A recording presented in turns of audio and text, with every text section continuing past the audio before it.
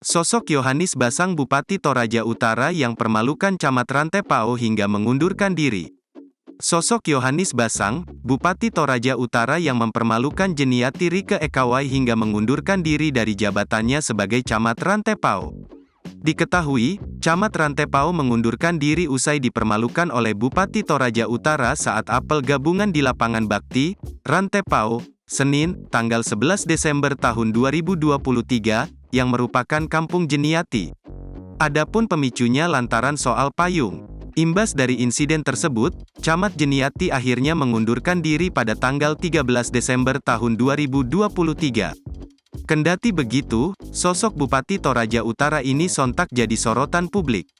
Yohanis Basang merupakan Bupati Toraja Utara yang diusung oleh Partai Golkar. Di Partai Golkar, Yohanis Basang menjabat sebagai Ketua DPD 2 Partai Golkar Toraja Utara. Saat maju dalam Pilkada Toraja Utara, Yohanis Basang berpasangan dengan Frederick Victor dari Partai Gerindra. Dikutip dari laman resmi Pemkab Toraja Utara, Yohanis Basang lahir di Palangi, tanggal 25 Desember tahun 1973. Sebelum menjabat sebagai Bupati Toraja Utara, ia pernah menjadi Wakil Bupati Mimika pada tahun 2015 sampai tahun 2019. Sebelumnya, Yohanis Basang merupakan seorang birokrat. Ia pernah menjabat sebagai Kepala Bagian Keuangan Mimika dan Kepala Badan Diklat Mimika. Dari sisi pendidikan, Yohanis Basang merupakan alumni dari Universitas Kristen Indonesia Paulus Ujung Pandang.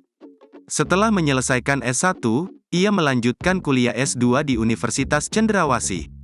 Yohanis Basang pernah diperiksa oleh KPK pada tanggal 18 Oktober tahun 2022. Kala itu, Yohanis Basang diperiksa sebagai saksi dalam kasus dugaan korupsi proyek pembangunan Gereja King Mimile 32 di Mimika, Papua. Yohanis Basang diperiksa lantaran ia pernah menjadi Wakil Bupati Mimika periode tahun 2014 sampai tahun 2019. Download Tribun X sekarang, menghadirkan lokal menjadi Indonesia.